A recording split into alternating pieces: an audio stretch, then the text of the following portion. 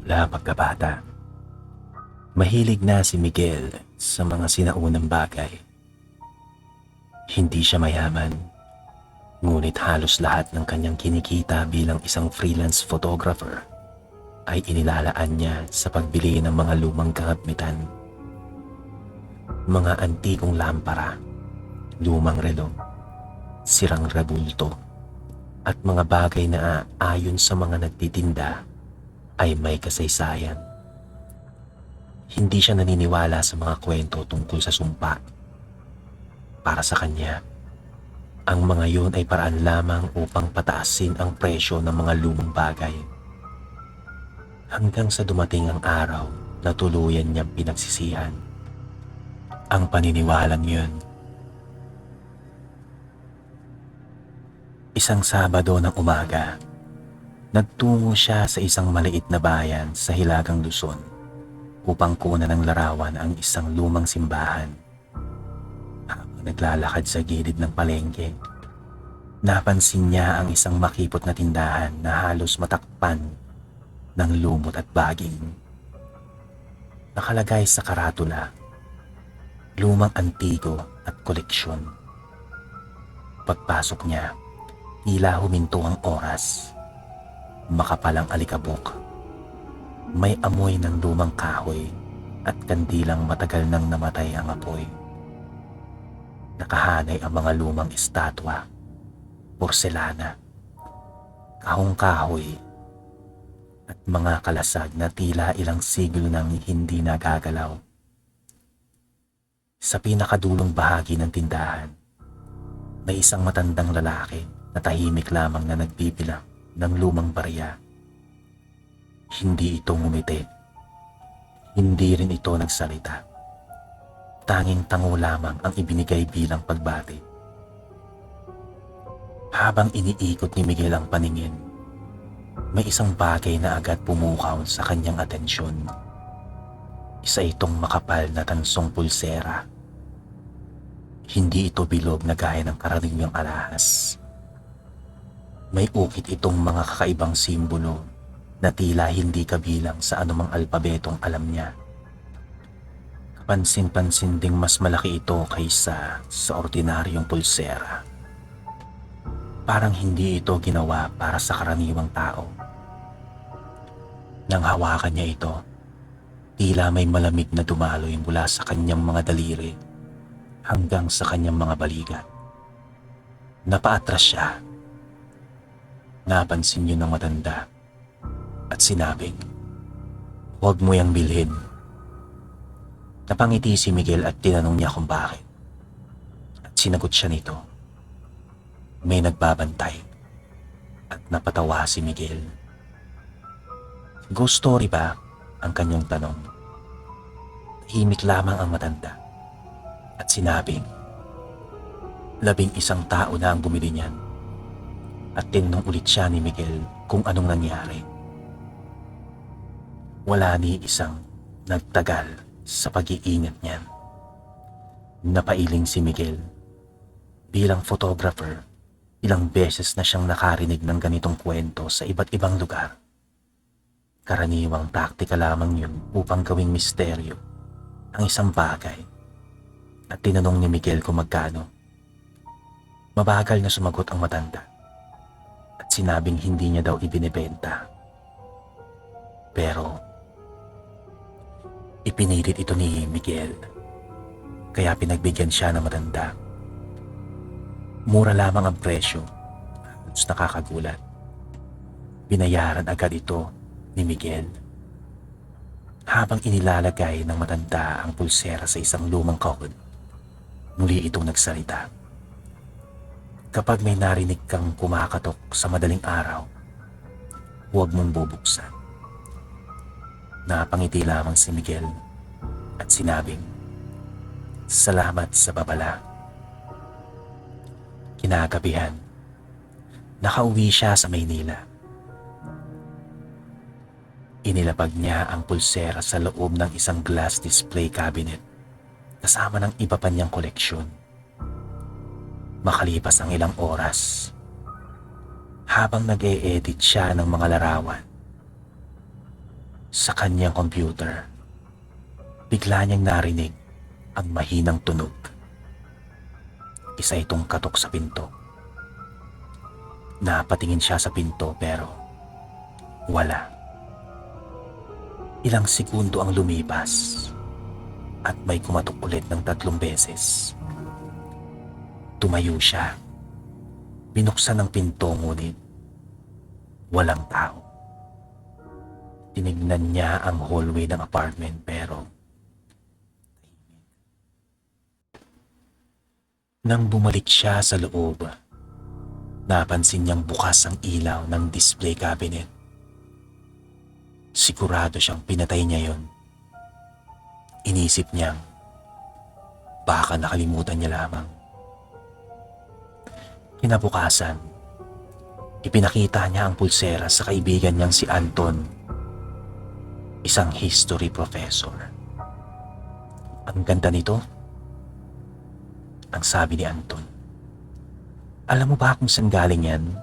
Ang tanong ni Miguel, pero sumagot si Anton na hindi.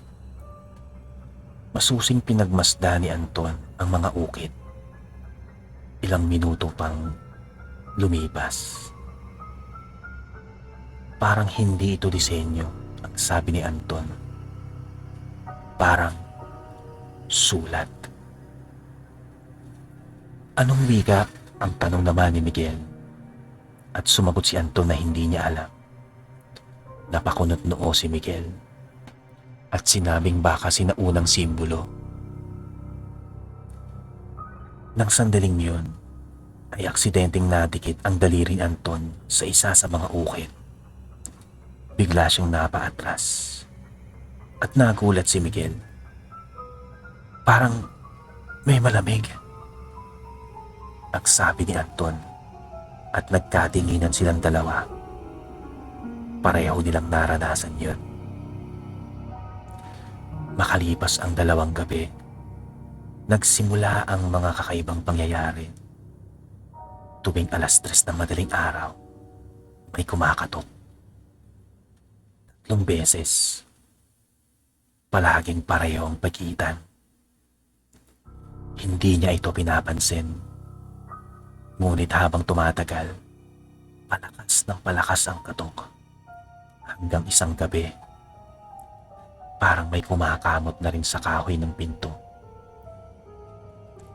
Hindi na siya nakatulog. Kinabukasan, napansin niyang may mahabang gasgas ang labas ng pinto. Parang kuko. Hindi yun naroon nung gabi. Lumipas pa ang ilang araw.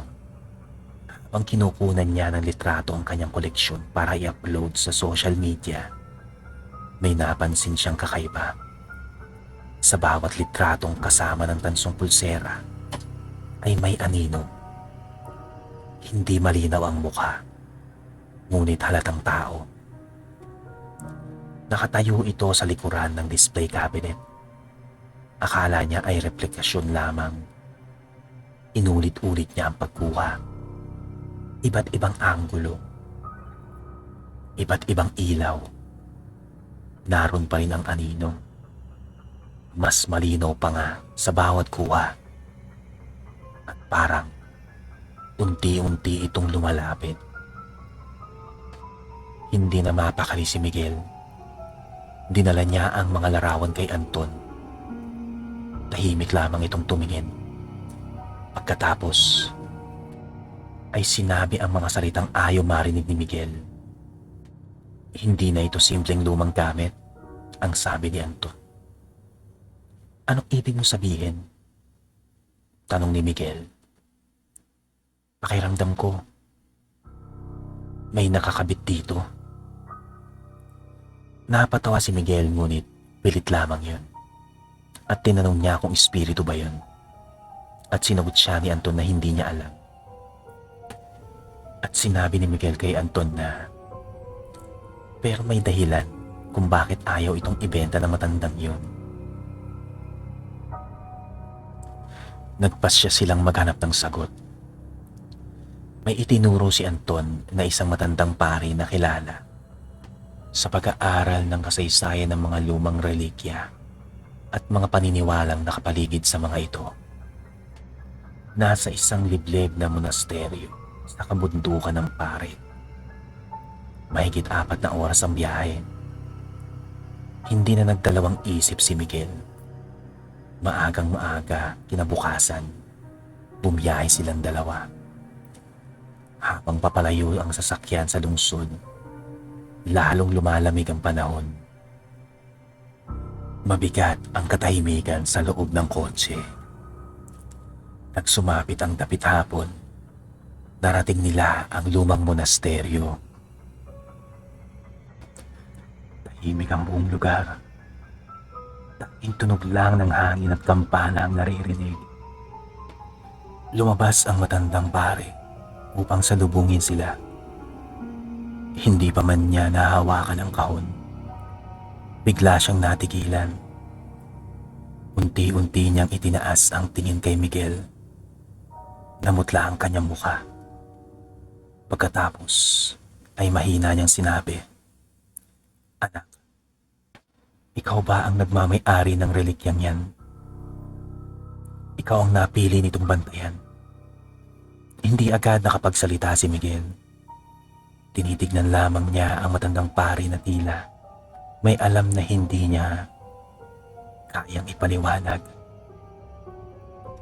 "Anong ibig ninyo sabihin?" Mahina niyang tanong sa pare. Hindi agad sumagot ang pare. Sa halip ay marahan niyang inilapag ang lumang kahon sa isang mesa na yari sa nara. Kinuha niya ang isang kandila at sinindihan ito. Agad na kumalat ang mainit na liwanag sa madilim na silid. May mga bagay, sabi ng pare, na hindi lamang iniingatan ng tao. May mga bagay na may sarili nilang bantay. Tahimik na napalunok si Miguel. Pinagmasdan ng pare ang tansong pulsera. Hindi niya ito hinawakan. Sa halip ay inilipat lamang niya ang kanyang kamay. Makalipas ang ilang segundo, biglang kumislap ang apoy ng kandila. Kasabay noon ay umihip ang malamig na hangin sa loob ng silid kahit nakasara ang lahat ng mga bintana. Napatingin sina Miguel at Anton sa isa't isa. Hindi normal ang nangyayari. Hindi ito isinusuot bilang palamuti, sabi ng pare.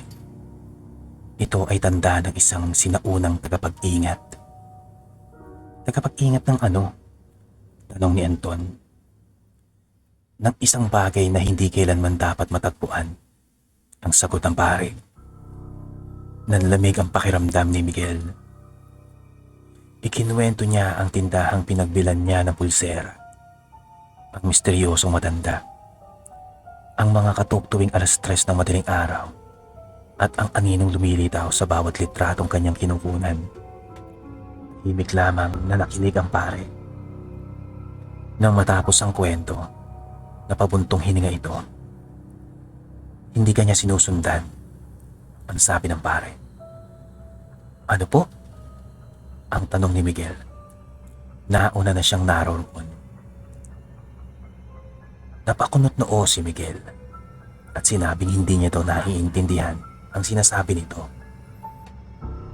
Tinitignan ka lamang niya at nagtanong muli si Miguel kung para saan, upang malaman kung karapat dapat kang maging susunod na bantay.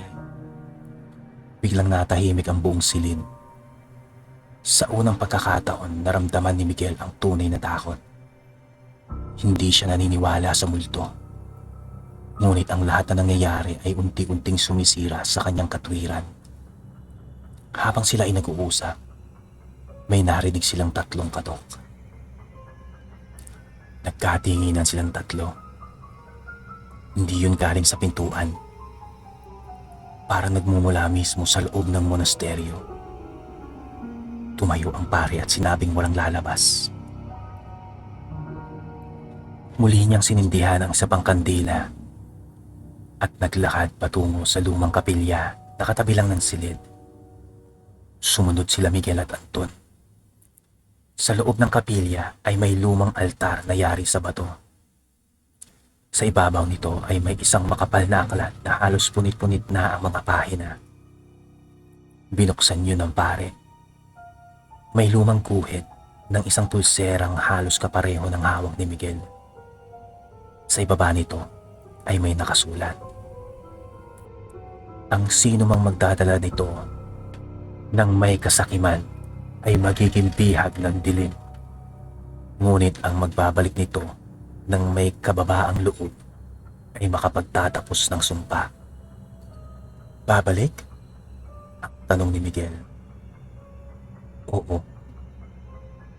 Saan? Kung saan ito unang inialay, ang sabi ng pare. Hindi pa alam ni Miguel kung bakit, ngunit tila may isang boses na bumulong sa kanyang isipan. Sa ilalim ng lumang puno, napahawak siya sa kanyang sentido. Paulit-ulit ang mga salitang yun. Napansin yun ng pare. Nagsisimula na siyang magsalita. Sinong siya? Ang tanong ni Miguel. Ang unang bantay, sagot ng pare. Kinabukasan ay pinangunahan sila ng pare sa isang masukal na bahagi ng kagubatan sa likod mismo ng monasteryo. Halos wala ng bakas ng dating daan. Pagkaraan ng halos isang oras na paglalakad, huminto ang pare sa harap ng isang napakalaking puno ng balete. Napakalawak ng ugat nito. Parang may yakap na lihim ang lupa. Ito ang lugar. At lumuhod ang pare.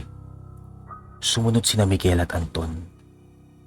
Nang ilabas ni Miguel ang pulsera mula sa kahon, biglang lumakas ang hangin. Nagsimulang umubong ang buong kagubatan. Ang mga dahon ay umiikot sa kanilang paligid.